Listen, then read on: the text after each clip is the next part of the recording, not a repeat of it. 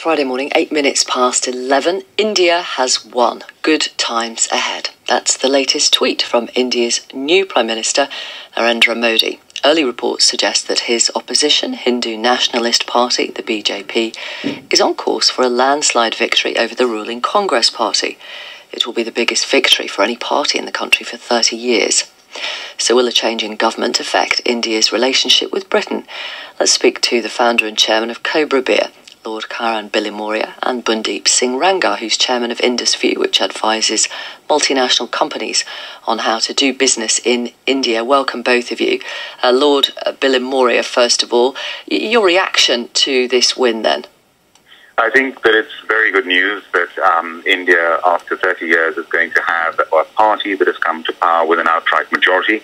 There is a coalition, of course, but even without the coalition, the BJP and Narendra Modi have won these elections decisively. And I think that this will enable them to get on with actually putting through the reforms that are desperately needed. There's been policy paralysis over the past years. India's growth rate was one of the fastest growing economies in the world until recently, but it slowed down. And now there's a chance corruption has been far too high and got out of control. People of India, particularly the youth, want change. They want action.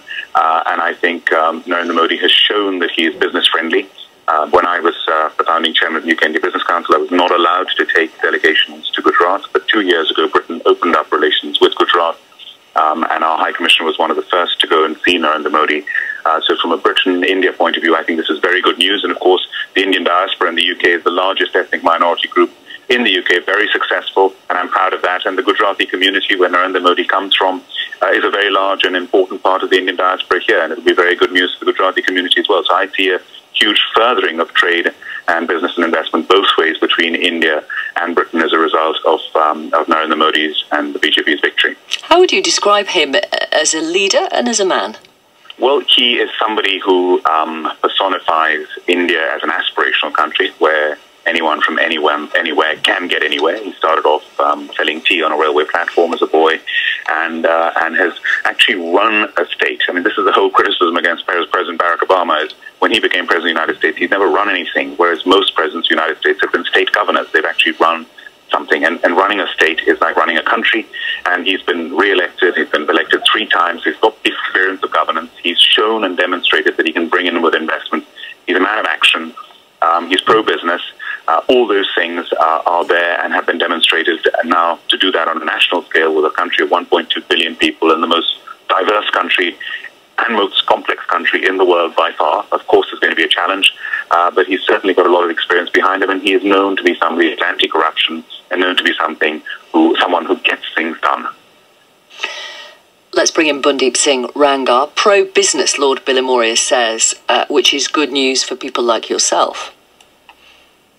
Absolutely. Remember, Mr. Modi is the person who brought across Tata Motors from West Bengal when there were left-leaning protests against the installation of a plant there. He, in 2008, very successfully wooed away Tata Motors' nano plant to his state. And that is, I guess, a way of showing this man's resolution towards development. He's called Mr. Development, or the Development Man. And his kind of grit to get decisions made and woo capital, which India desperately needs. India's seen a drop in the foreign direct investment in recent years. Its growth rate, as Lord Bilimoria mentioned, is suffered now sort of below 5%, which is dangerous because that leads to a growth in unemployment, and that could have social ramifications. India, in some ways, needs a CEO more than it needs a politician prime minister. And Narendra Modi is the best positioned person to be that decisive decision-making chief executive officer of the country. Tell us about the relative economic strength of India at the moment. Well, India has got a huge domestic economy which insulates it from a lot of the global pressures. 70% of India's economy is inward-facing, which in some ways insulates it, but also is where it suffers. India is not an export-led economy, which has seen the growth of the Far Eastern economies, or for that matter, China.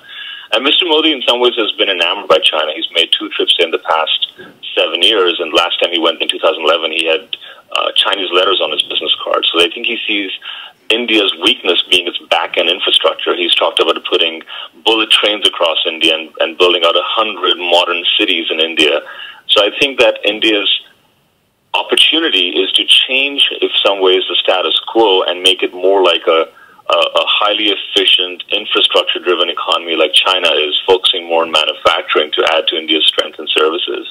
And that's really where I think some of the key early decisions when it comes to foreign multinationals who have some pending issues with Indian bureaucracy. That includes British companies like Vodafone and BP, which have both filed arbitration notices recently as kind of a mark on the wall for Mr. Modi to look at as soon as he comes to power. And I guess the next 100 days into power, we'll see how Mr. Modi reacts to some of the multinationals who are keen to invest in India but who have been frustrated by bureaucracy and lack of decision-making that's seen foreign direct investment really subside. Okay. Thank you very much. Thank you for your time. Bundeep Singh Rangar, who is the chairman of IndusView, which advises multinational companies on how to do business in India. Before that, you heard from Lord Billamoria, who is the chairman of Cobra Beer. This news being reported by Associated Press, and it's to do with the Nigerian president, who, as you know, we were reporting